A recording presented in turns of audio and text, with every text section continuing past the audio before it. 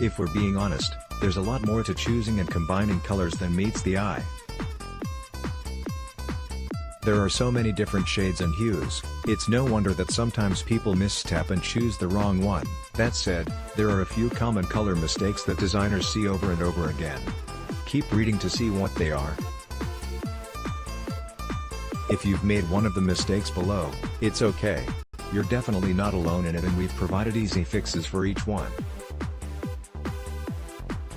Once you follow this advice, the rooms in your home will look better and brighter than ever before. Believe it or not, lighting has a huge impact on the way a color looks and feels in a room. If you don't consider how a room's lighting works with a color that you picked, there's a good chance that you could end up living with a very different shade than you originally intended. Fixing this mistake is all about prep work. Before you choose a paint color, or any type of color, for that matter, get some samples. Then, place the samples in various corners of the room and watch how the light affects them throughout the day. You may notice that the color turned out to be lighter, darker, or with different undertones than you originally intended. At that point, though, it's much easier to switch out your sample color for another option than to redo the whole room from scratch. Forgetting about balance when dealing with multiple colors in a room, finding the proper balance between them is key. There's a place for bold colors to stand out, and there's a place for neutral colors to provide an opportunity for the eye to rest. However, if you have too much of either one, you run the risk of the room becoming either too overstimulating or too boring.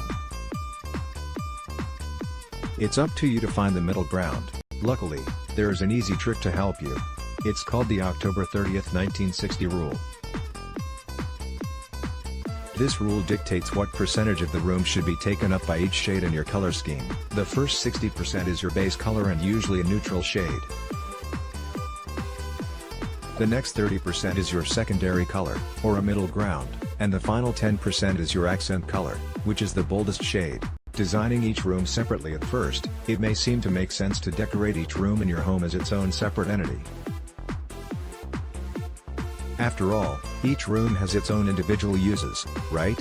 However, it's actually a much better idea to think of your home, or at least each level, as one cohesive unit and work your design with unity in mind. If you've ever wondered why model homes and professionally designed spaces always seem so put together, it's because of cohesion.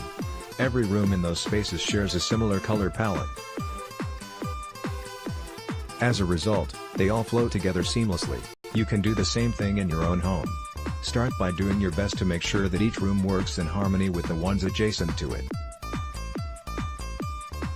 Then, when you're ready to take things to the next level, consider going for one cohesive look throughout the entire space. Foregoing contrast, that said, you also don't want to go too far in the other direction and have the rooms in your home become too matchy-matchy.